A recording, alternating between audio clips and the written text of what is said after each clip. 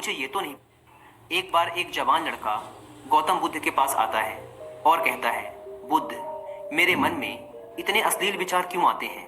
मेरे मन में अक्सर काम वासना के विचार चलते रहते हैं, जिनके बारे में सोच सोच कर मैं अपना बहुत सा समय और ऊर्जा बर्बाद कर देता हूँ, जिनकी वजह से मैं शांत नहीं रह पाता और हमेशा ही विपरीत लिंग के प्रति आकर्षण महसूस करता हूँ। बुद्ध ने मुस्कुराते हुए कहा, क्या तुम्हें पता है कि काम वासना होती क्या है? लड़के ने कहा, बुद्ध, मुझे ये तो नहीं पता कि काम वासना का मतलब क्या है, लेकिन ये जो कुछ भी है बहुत बुरी है। बुद्ध ने कहा, सबसे पहले तो तुम ये समझो कि प्राकृतिक रूप से जो भी हमारे अंदर है वो बुरा नहीं है। हमारे जीवन में उसकी कुछ न कुछ जरूरतें हैं। वासना एक प्रकार की भावना है जो हमें किसी न किसी चीज की कमी का एहसास दिलवाती है। फिर हम उस कमी की पूर्ति के लिए उस चीज की तरफ आकर्षित होना शुरू कर देते हैं। जैसे अगर किसी के पास धन की कमी है तो उसके अंदर धन के प्रति आकर्षण यानी धन की वासना उत्पन्न हो जाएगी। तो वासना कुछ और नहीं बल्कि एक प्रकार की कमी, एक प्रकार की जरूरत का एहसास है। और जब ये जरूरत शारीरिक हो तो हम इसे काम वासना कह देते हैं। लड़के ने कहा, बुद्ध, ये तो समझ में आ गया कि काम वासना का मतलब क्या है, लेकिन ये हमारे अंदर आती कहां से है? ये उत्पन्न कैसे होती है? बुद्ध ने कहा, काम वासना कहीं से आती नहीं बल्कि ये प्राकृतिक रूप से हमारे अंदर ही मौजूद है और इसका होना जरूरी भी है, क्योंकि यही मानव जाति के विस्तार का आधार है। लड़के ने कहा, बुद्ध, जब काम वासना प्राकृतिक रूप से हमारे अंदर मौजूद है तब फिर लोग काम वासना को गलत क्यों बोलते हैं? बुद्ध ने कहा, यह एक बहुत बड़ी समस्या है कि लोगों ने काम वासना को गलत नजरिए से देखना शुरू कर दिया है, इसे दबाने की कोशिश करना शुरू कर दिया है। काम वासना का होना गलत नहीं है बल्कि काम वासना का बेलगाम होना गलत है। केवल उसी के बारे में हमेशा सोचना, केवल उसी के लिए जीना, केवल उसी को अपने जीवन का लक्ष्य बना लेना गलत है। बुद्ध ने उस लड़के से पूछा, तुम्हें क्या लगता है, क्या जानवरों में भी काम वासना होती है? लड़के ने कहा, हाँ बुद्ध, जरूर होती है, क्योंकि आखिर जानवरों को भी तो अपनी पीढ़ी आगे बढ़ानी है। बुद्ध ने कहा, फिर हम जानवरों की काम वासना को गलत क्यों नहीं कहते? लड़के ने कहा, पता नहीं बुद्ध, आप ही बताएं। बुद्ध ने कहा, क्योंकि जानवर अपनी काम वासना का उपयोग सिर्फ संतति उत्पन्न करने के लिए करते हैं, उससे खुशी प्राप्त करने के लिए नहीं और ना ही सुख भोगने के इरादे से।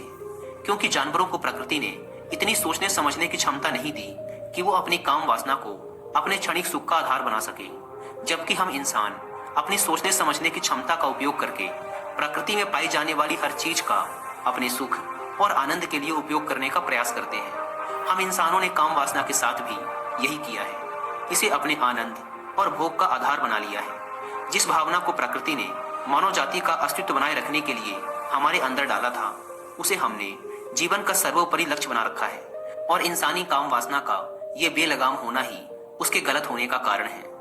लड़के ने कहा, बुद्ध, लेकिन ये काम वासना हावी होती क्यों है? इसके बेलगाम होने का कारण क्या है?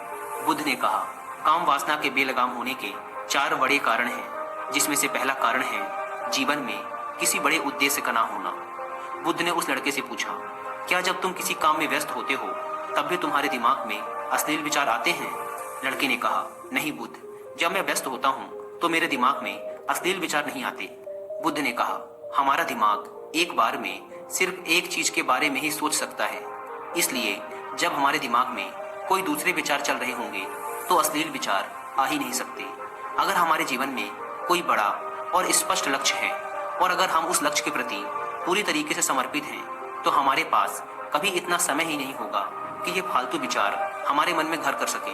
और अगर ऐसे विचार उठते भी हैं तो हमारे मजबूत लक्ष्य के विचार इन्हें आसानी से हमारे मन से विस्थापित कर देंगे। लेकिन असल समस्या ये है कि अधिकतर लोगों के पास एक मजबूत और स्पष्ट लक्ष्य की कमी है। तो बुद्ध ने कहा, काम वासना के बेलगाम होने का दूसरा कारण है समाज के द्वारा इसे गलत बताकर दबाए जाने की कोशिश करना।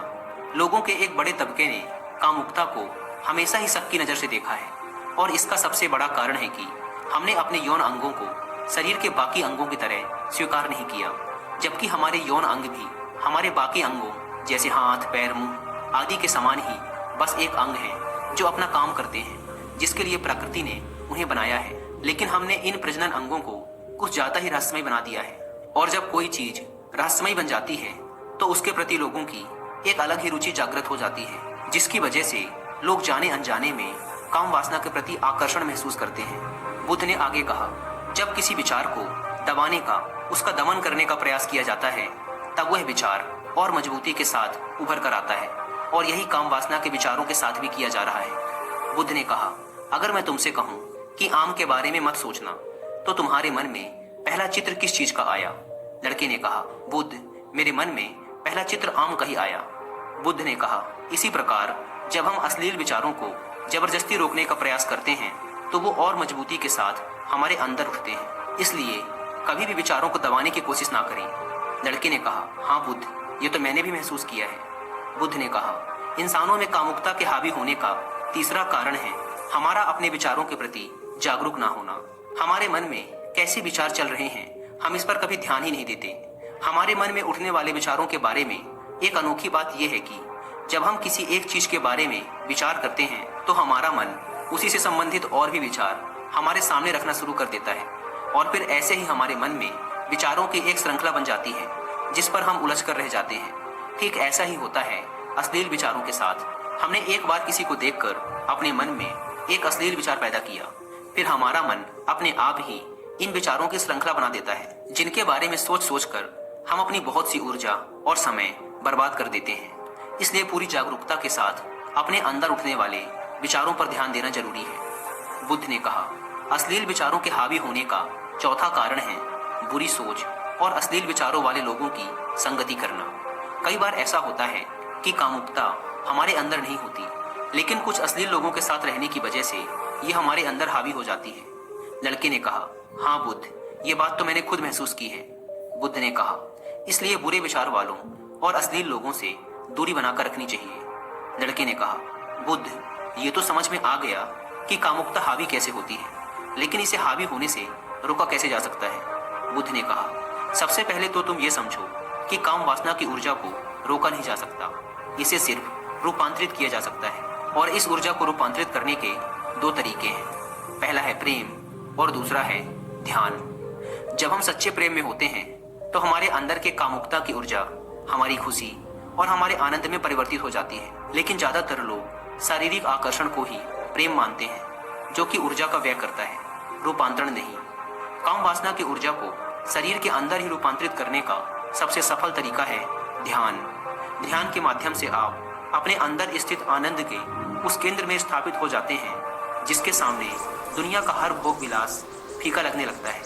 ऐसा नहीं है कि आप ध्यान में उतरने के बाद वो सब सोचने और करने में सक्षम नहीं होते, बल्कि आप उससे ऊपर उठ चुके होते हैं, और फिर ये सब हरकतें आपको छोटी और बचकानी लगने लगती हैं। लड़के ने कहा, लेकिन बुद्ध, ध्यान की शुरुआत कहाँ से करें? बुद्ध ने कहा, सबसे पहले तुम खुद के साथ अकेले में समय बिताना शुरू कर दो, क्योंकि जो इंसान जिसके साथ सबसे ज्यादा समय बिताता है, वो उसको सबसे ज्यादा जानने लगता है। और जब तुम खुद को जानना शुरू कर दोगे, तो ये सारे भौतिक सुख तुम्हें छोटे लगने लगेंगे, और फिर एक दिन ऐसा भी आएगा जब तुम्हारे चाहे बिना तुम्हारे दिमाग में किसी भी प्रकार के विचार उठने बंद हो जाएंगे।